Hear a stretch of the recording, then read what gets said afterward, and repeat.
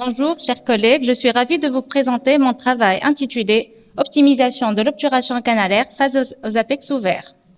Pour garantir le succès du traitement endodontique, il est essentiel de respecter les étapes de la mise en forme et de l'obturation canalaire. Cependant, des conditions anatomiques telles que les apex ouverts peuvent parfois rendre le traitement endodontique plus complexe. Lors de l'irrigation, lorsqu'une injection accidentelle au-delà du foramen peut survenir, la préparation mécanique peut être insuffisante vu la présence des parois radiculaires minces et divergentes, une difficulté d'obtenir une étanchéité tridimensionnelle de l'obturation à cause de la largeur du canal, ainsi que l'étanchéité apicale vu la largeur du foramen.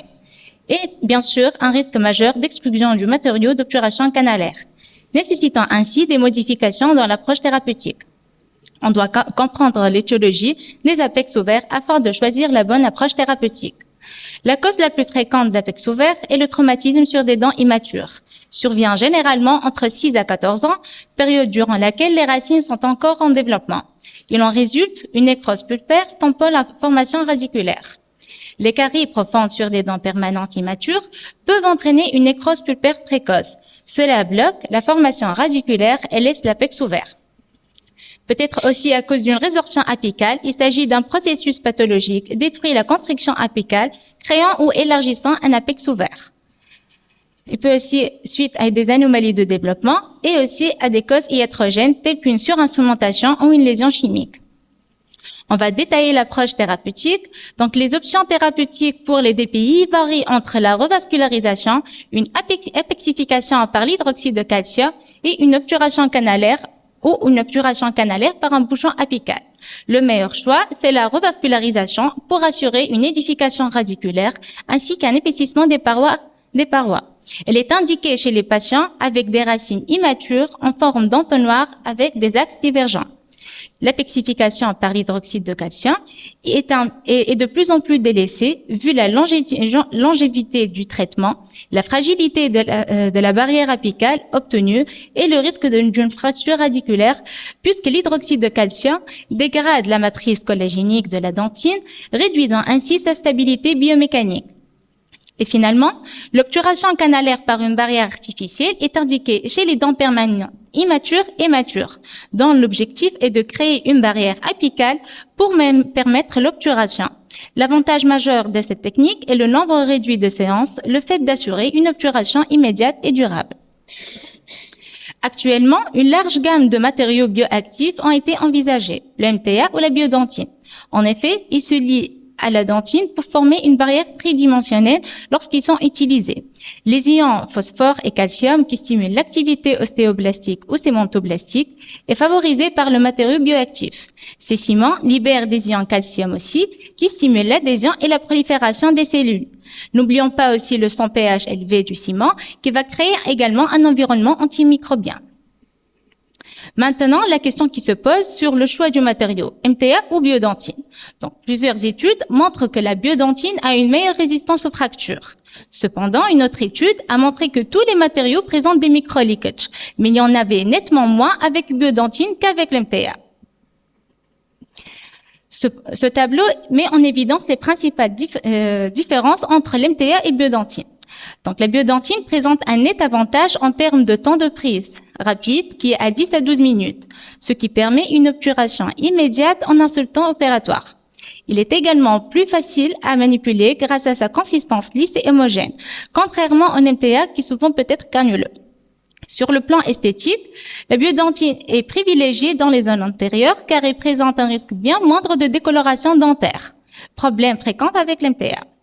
En termes de propriétés mécaniques, la biodentine offre une adhésion plus forte à la dentine et une résistance compressive supérieure, ce qui est un atout pour la solidité de la structure radiculaire. Concernant la technique d'obturation, l'obturation par un bouchon en MTA peut être indiquée pour des canaux qui sont réguliers ou légèrement effilés avec une certaine maturation radiculaire. Elle est plus simple à manipuler, moins coûteuse et facilite un éventuel retraitement. L'obturation totale au MTA est indiquée pour les canaux larges, immatures ou en entonnoir, en cas de perforation radiculaire. Et bien sûr, lorsqu'on a un ancrage radiculaire est envisagé, seulement une barrière apicale par un bouchon est réalisée. Passons maintenant au cas clinique. Donc, un patient en bon état général, âgé de 20 ans, consulte pour un motif esthétique sur la 11 et la 21. À l'examen clinique, on observe une fracture de l'angle des deux incisifs. La 21 présente une carie pénétrante. On a seulement une coque d'émail restante. L'examen radiologique révèle une image périapicale sur la 11 avec un apex ouvert. La 21 présente une résorption apicale et ces deux dents présentent comme diagnostic une parodontite apicale chronique. La 11, ici, est une dent permanente immature avec apex ouvert. Pourquoi? Sans l'arrêt du développement radiculaire à jeune âge et suite à un traumatisme qui s'est arrêté au stade 9 de Nolla. Donc, la première étape ici consiste au curetage de carie, laissant ainsi un émail fin, présentant des fêlures vestibulaires et par conséquent, elle est fragile. Donc, on a décidé de le consolider avec une résine fluide injectée dans la cavité, puis seulement des fêlures. La mise en forme, dans notre cas, a été réalisée par un système de réciprocité wave de diamètre 50. Le jugeage du foramen était de 90. Et ensuite, une désinfection chimique a été réalisée. Et enfin, ici, on a mis une médication interséance à base d'hydroxyde de calcium. Dans la deuxième séance, une élimination du résidu d'hydroxyde à l'aide d'une irrigation par le clonat et le DTA 17% associée à une activation ultrasonique et l'XP EndoFinish. Puis, on a réalisé une radio fouloir en place à LT-3 mm. Ces 3 mm, il s'agit de la taille du bouchon qu'on va réaliser. Et ensuite, une irrigation finale et séchage. Ici, la poudre de l'MTA est mélangée par le liquide pour former une pâte qui sera insérée au niveau de la dent à l'aide d'un MTA GAN et condensée avec du fouloir. Mâche-tout, extrémité centre. La réaction de prise de l'MTA se produit dans un milieu humide. Donc, avant de mettre un pansement provisoire, il faut insérer une pâte absorbante humidifiée. Une restauration fibrée ensuite a été faite et une prise en charge prothétique a été envisagée. Donc ici, voici un suivi après 12 mois qui montre une réossification périapicale. Passons maintenant au deuxième cas clinique. Donc, un patient en bon état général adressé pour un retraitement de la 23 support de couronne. À l'examen radiologique montre une surobturation. Donc, sous microscope, on a réalisé un retraitement de la 23 à l'aide d'une image afin d'éliminer la globalité de la gutta-perca.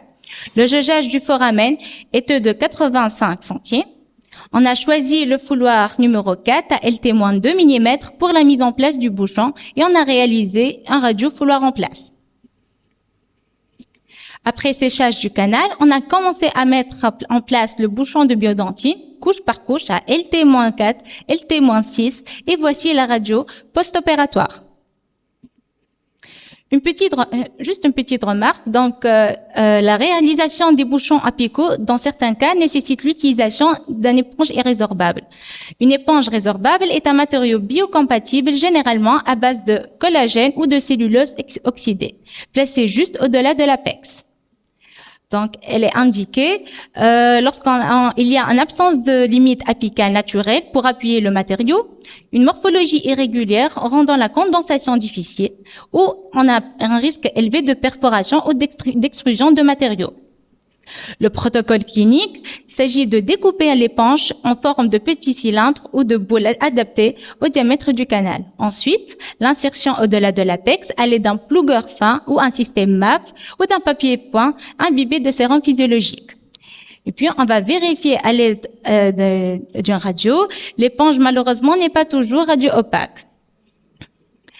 Donc, l'éponge, elle permet de faciliter la manipulation, elle est résorbable et biocompatible, elle permet d'optimiser l'étanchéité APK, permet de contrôler le saignement et bien sûr prévient l'extrusion du matériau.